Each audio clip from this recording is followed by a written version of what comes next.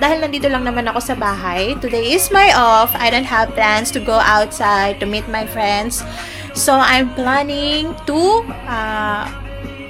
show you my room here in Abu Dhabi. So, for today's video is my room tour ang Perzan. So, I'm bored. Wala naman akong gagawin. So, yun nga. Magha-house tour tayo. It's not house tour, guys. It's room tour actually. Kasi, so, see you guys later. Kailangan maayos tayo sa pag-show ng room. Akala mo naman talaga ang laki-laki ng room ng person. Maliit lang to, guys. Huwag kayo mag-expect ng super duper laki kasi so ngayon, nakaligo na ako pero wala pang suklay. So ito na yun. So guys, for today's video nga, tingnan mo yung tuwalya ko. Dahil wala naman yung kasama ko dito sa kabilang room. So, pakikisabit po at yan. For this side, ano lang guys, hindi po talaga ako naglinis, okay? Kung ano tong nakikita nyo, ito na talaga yung setup niya. So, kung nag-ano man ako, tinanggal-tagal ko lang yung buhok, tapos walis-walis lang ang person. So, yun. So, ito na po ang aking room. So, pagpasok mo ng door, ayan, pagpasok mo ng door is may number 7. So, bakit number 7? It's because, dati ka talaga yan.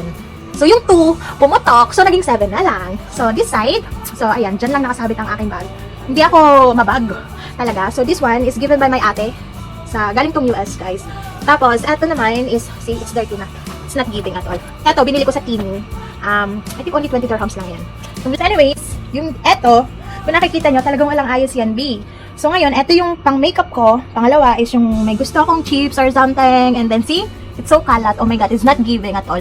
So, that one is my mga medicines. And then, down there is my sabon, pang manicure, like that. So, and then this side, see, this is my, yes. Yeah, it's like, collagen or something, and then my vitamins. So like that, sa mga sombrero, sinabit ko na siya. Dati kasi nandun siya, hindi giving, so kalat. So, bumili na lang ako neto sa Daiso. So yan. So this is raw. Kumanta. So anyways, I'm a fan. Hindi naman sa fan, mahilig lang talaga ako mag-sombrero, hindi ko alam. Pero pag lumalabas kasi ako, feeling ko, ang cool. Char. So anyways, eto is, nabili ko siya sa Abu Dhabi City. Then this one is from Japan. Yeah, see. Kita nyo naman, Tokyo. And then this one, kanina ba to? Sa kulig ko to eh. Hindi ko pa siya nababalik kay Jasim. Hindi ko pa siya nababalik. Nakabakasyon siya, nasa India siya ngayon. So, pagbalik niya, okay. And then this one is given by my friend. Yung chuchu na to is gift sa akin nung barista ko na si Gopi. Shout out Gopi Dai. And then this one naman is like only chuchu lang. Yes. And then this one, this perfume is given by Kuya Samir, the boyfriend of Ate Anan. So, shout out for you. So, thank you so much for that. And this Louis Vuitton is given by my friend Jessa, yung birthday ko siya, nung birthday ko.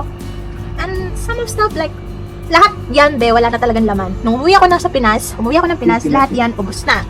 Wala na yan. So, ganyan lang siya. And then, yan, may salamin lang ako na ganyan. Eto, binili ko to sa saan ko ba yun? Dyan sa my Deerfields Mall. It's only 35 dirhams. Matagal na to sa akin. Siguro mga 2 years na siya. So, some of the boxes here. Yes. So, yung iba dyan is, inuwi ko na ng Pinas. And then, this side naman po is, kalat talaga. So, this side is yan.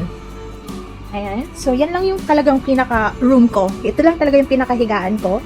Tapos, from this side naman is this. My cabinet from 2 years na din to sa akin. Siguro, yes, it's so giving. Ang tagal ko nang gamit to. Pero hindi ko na siya i-open, guys, kasi makalat.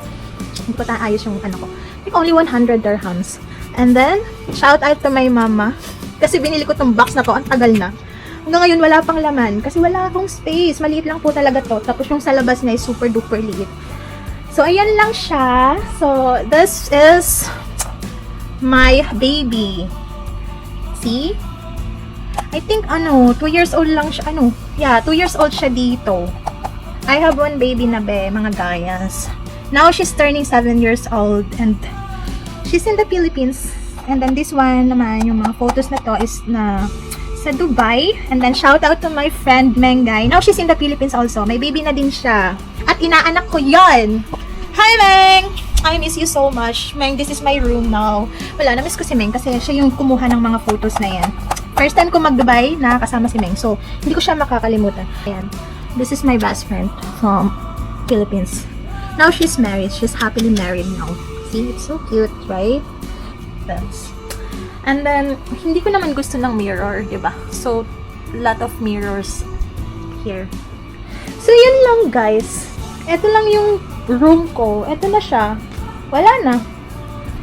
So, paano pa? Ano pa bang i-video ko? Ito na yun. Gusto ko lang ipakita. So anyways, so that's it. That is my my room here in Shahama in Abu Dhabi. So yung station ko po, to konting chika-chika lang. Yung station ko po kasi is only 5 minutes lang from my room. So lakad-lakad lang kahit mga ang start ng work ko talaga is 6 AM. Before 6 AM kailangan nandun ka na sa station. So I'm working po as a sales attendant here in Abu Dhabi. So bound to Dubai and bound to Abu Dhabi yung kung saan ako na-assign, and then yeah, this is my room for almost 1 year na kasi ay pangatlong bahay ko na to. So, dito ako pinaka-tumagal kasi so given. So, today is Sunday. Today is my off. So, ngayon, nandito lang ako sa bahay. Wala ako sa city.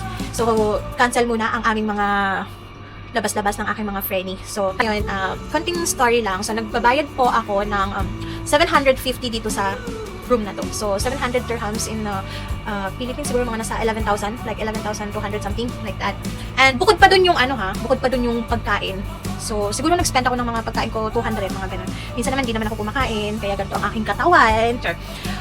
So, yun lang, guys. Ano pa ba? Ano ba yung sabi ko kanina na actually, sa company, kasi yung ibang company dito is may pa-accommodation. Katulad ng mga McDonald's, mga ganyan. Sila, talagang may pa-accommodation sila. Pero in my case kasi, sa sa company ko is kailangan mo talagang maghanap ng bahay. Maghanap ng sarili mong matitirahan. Kasi yung other station, which is same company na for only boys lang yon na may sarili silang accommodation. So, sa amin, sa part namin, which is sa station ko, kailangan mo talagang maghanap ng mauupahan. So, whether magbe-bed space ka or magpa-partition ka. Of course, kapag magbe-bed space ka is hindi ganun kamahal. Siguro mga nasa 500.